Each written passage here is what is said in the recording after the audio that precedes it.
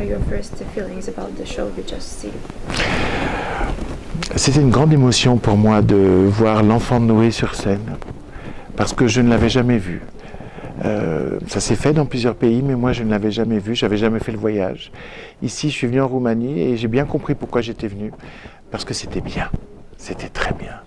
Des acteurs magnifiques, puissants, émouvants, intenses, un découpage du roman en pièces qui fait qu'on reçoit la plupart des choses. J'ai pas l'impression qu'il y ait beaucoup d'éléments du roman qui soient perdus.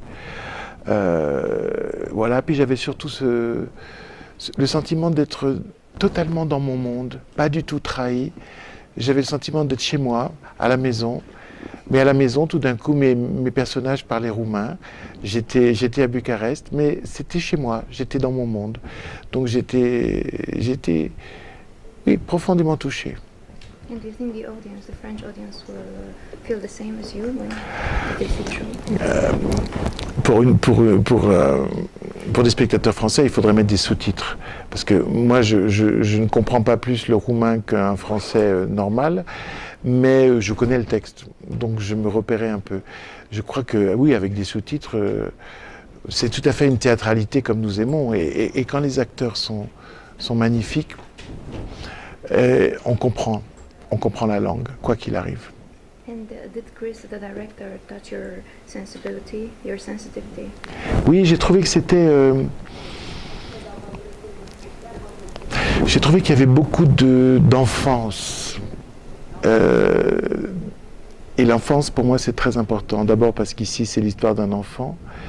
Mais l'enfance, c'est aussi très important parce que l'enfance, c'est la capacité d'être vrai et direct, sans filtre. Et j'ai trouvé que c'était vrai, direct et sans filtre. And the last one, do you think, as you are also an actor, do you think the actors can have many lives on stage with your plays? Je sais pas.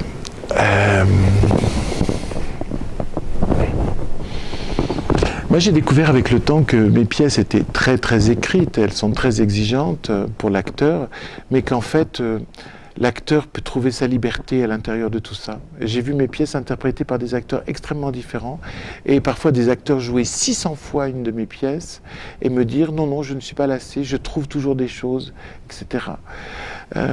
Vous savez, un auteur dramatique, ce n'est qu'un des éléments d'un spectacle. L'auteur dramatique, c'est celui qui dessine la cathédrale, mais c'est pas lui qui construit la cathédrale.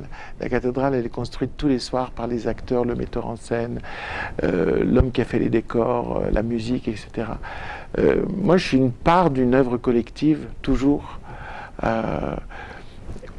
Et avec le temps, je me rends compte qu'on peut, d'après mes textes, faire des représentations théâtrales extrêmement différentes. Et ça me rassure.